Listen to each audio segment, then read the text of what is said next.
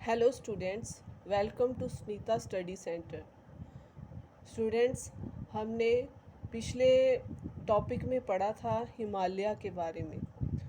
आज हम पढ़ने जा रहे हैं द नॉर्दर्न प्लेन। हमने हिमालय में पढ़ा कि जब दो प्लेट्स टकराती हैं तो माउंटेन्स बनती हैं। तो वो दो प्लेट्स क्या थी कि जो हमारी इंडो ऑस्ट्रेलिया प्लेट्स थी इधर से, और दूसरी साइड से इधर से इंडो ऑस्ट्रेलिया प्लेट, इधर से यूरोपीय प्लेट टकराई, इधर टेथीस सागर था। तो जब ये प्लेट्स टकराई तो बना हिमालय। लेकिन हिमालय जब बना, हिमालय बनने से जहाँ पे कुछ डिप्रेशन आ गया, गड्ढे से बन गए, जो हिमालय से नीचे वाली स्पेस बनती है वो क्या हो गई कि उसमें गड्ढे बन गए। अब जो हिमालय की नदियाँ थी वो अपने साथ, जब नीचे को वो आई, अपने साथ सेडिमेंट्स लेकर आई। सेडिमेंट्स जो भी थे, मिट्टी पत्थर जो भी थे, वो इस गड्ढे में भरते चले गए। और ये जो एरिया है बाद में क्या हो गया, प्लेन एरिया, और इसको कहा गया नॉर्दर्न प्लेन। अब नॉर्दर्न प्लेन में कौन सा एरिया आता है तो देखा जाए तो ये हिमालय रेंज, हिमाद्री, हिमाचल और शिवालिक हो गई। तो इसके बाद वाला जो एरिया है ये हमारा है नॉर्दर्न प्लेन का एरिया। ये वाला हमारा नॉर्दर्न प्लेन का एरिया हो गया। अब नॉर्दर्न प्लेन जो है, it spread over an area of 7 lakh square kilometre, the plain being about 2400 kilometre long and 240 to 320 kilometre broad.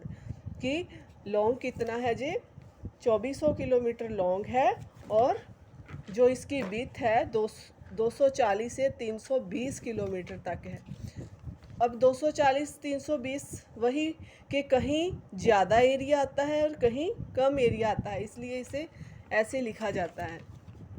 So it is densely populated physiographic division, कि ये बहुत ज़्यादा पॉपुलेटेड एरिया होता है, यहाँ पे पॉपुलेशन ज़्यादा होती है।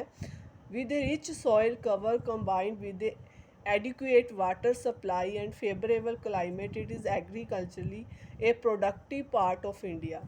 क्योंकि जहाँ पॉपुलेशन ज़्यादा होती है, क्योंकि जहाँ की सॉइल अच्छी होती है, जिसमें पानी भी होता है, क्योंकि रिवर्स भी बहती हैं, इसलिए ये एग्रीकल्चर के लिए सॉइल अच्छी होती है, इसलिए जहाँ पॉपुलेशन भी ज़्यादा होती है। इसमें सबसे इम्पोर्टेंट बात है जो है वो है Majuli in the Brahmaputra river is the largest inhabited riverine island in the world.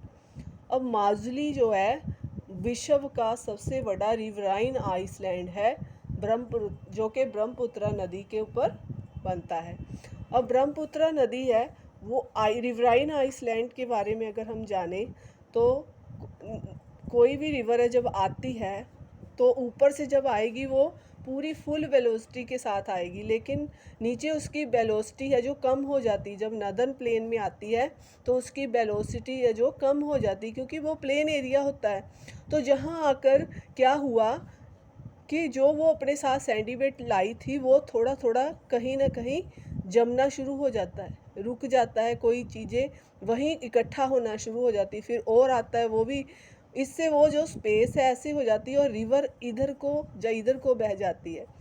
अब चारों तरफ से पानी हो गया, आइसलैंड वही स्पेस होती है जहाँ चारों तरफ से पानी से जो गिरी हो। तो ब्रह्मपुत्र नदी है जो ऐसा ही रिवराइन आइसलैंड बनाती है, जिसका नाम क्या है, Majuli. Very important. So next, river के बेसिस पर भी इसकी डिवीज़न की गई है नॉर्दर्न प्लेन की। तो नॉर्दर्न प्लेन में जो फर्स्ट है डिवीज़न वो है द पंजाब प्लेन। अब पंजाब प्लेन में क्या है कि ये पंजाब प्लेन है जो, इसमें इंडस रिवर आती है, Indus rivers and their tributaries. Tributaries mean कि वो नदियाँ जो बाद में जाके किसी बड़ी नदी में मिल जाती हैं। जैसे कि इंडस रिवर में कौन कौन सी नदियाँ मिलती हैं, सतलुज, रावी, ब्यास, चनाब, झेलम, ये सभी ट्रिब्यूटरीज हैं किसकी, इंडस रिवर की। सो पंजाब प्लेन में ये सारा एरिया आ जाता है सब। So next is the Ganga plain. तो गंगा प्लेन में क्या है कि जो घाघर से तीस्ता तक जितनी भी नदियों का एरिया है वो सारा ही गंगा प्लेन में आ जाता है। So third is the Brahmaputra plain. अब ब्रह्मपुत्रा प्लेन में वेस्ट बंगाल एंड असम का एरिया आ जाता है, जितना भी एरिया है वो नदर्न प्लेन में आता है। इसके बाद इसमें क्या है कि अगर हम नदर्न प्लेन की बात करते हैं तो इसका मीनिंग ये नहीं है कि सारी की सारी जो भी स्पेस है वो प्लेन ही प्लेन है। कहीं ना कहीं थोड़ा थोड़ा इस भी धरती में भी फ़र्क पाया जाता है। अगर नदर्न प्लेन है तो इसका मीनिंग ये नहीं है कि वो प्लेन ही है। सो इसके northern plains can be divided into 4 regions. इनको भी 4 रीजन में बांटा गया है। सो फर्स्ट रीजन इज़ भावर। अब भावर से याद रख लीजिए भारी, भावर से भारी को याद रख लीजिए, जहाँ भारी भारी पत्थर होते हैं। The rivers after descending from the mountains deposit pebbles in a narrow belt about 8 to 16 kilometers in width lying parallel to the slopes of the Shivalik. It is known as Bhavar. जब नदी ऊपर से आई मोटे मोटे पत्थर लेकर, जब वो मैदान पर आएगी तो वो पत्थर इधर उधर नहीं जा पाएंगे क्योंकि वो धरती पर ही टिक जाएंगे। तो बड़े बड़े जो पत्थरों की जो एक बेल्ट बनी है, जो कितनी, जिसकी चौड़ाई कितनी है 8 to 16 किलोमीटर, एक कंकरों की, बड़े बड़े कंकरों की बेल्ट है शिवालिक के नीचे, जो नदर्न प्लेन का फर्स्ट एरिया आता है। वहाँ वो बेल्ट बनी हुई है जिसको भावर कहा जाता है। सेकंड इज तराई।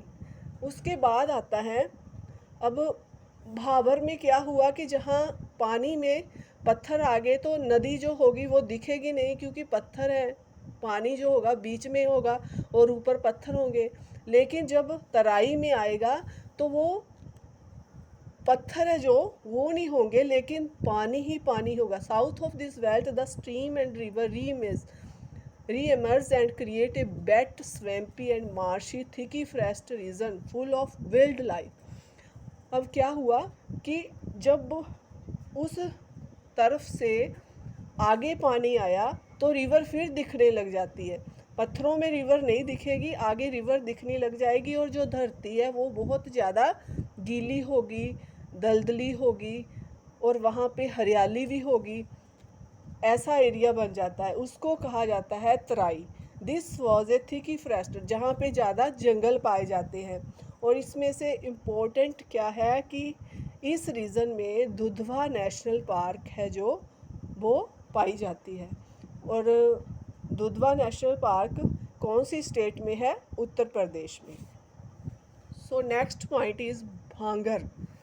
अब भांगर में क्या है कि the largest part of the northern plane is formed of older alluvium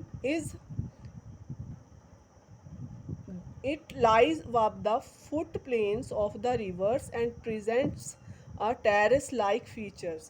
This part is known as bhangar. The soil in this region contains calcareous deposits. इसमें अब हमने पढ़ा ऊपर ज़्यादा मोटे पत्थर हैं, जहाँ पे आ जाता है हरियाली वाला एरिया, फॉरेस्टेड एरिया। अब तीसरे नंबर भांगर पे आएगा जहाँ छोटे छोटे पत्थर पाए जाते हैं, मिट्टी भी होती है लेकिन छोटे छोटे पत्थर जहाँ पाए जाते हैं उस एरिया को कहते हैं भांगर। और लास्ट पॉइंट है इसका खादर। अब खाद से आप याद रख सकते हैं, खाद मीनिंग कि जिससे धरती की उपजाऊ शक्ति बढ़ती है। खादर वाला एरिया फिर कौन सा हुआ? Fertile area. तो ये फर्टाइल एरिया होता है जो नदियाँ हर साल अपने साथ नया से नया फर्टाइल जो सॉइल है वहाँ पे लेकर आती हैं और बिछाकर चली जाती हैं। और ये एरिया जो है एग्रीकल्चर के लिए ही बहुत ही अच्छा माना जाता है। इस वीडियो में हमने नदर्न प्लेन पढ़ा। नेक्स्ट वीडियो में हम प्लेट्यू के बारे में पढ़ेंगे। अगर आपको ये वीडियो अच्छी लगी है तो please like and like and share my videos and subscribe my channels. Thank you very much.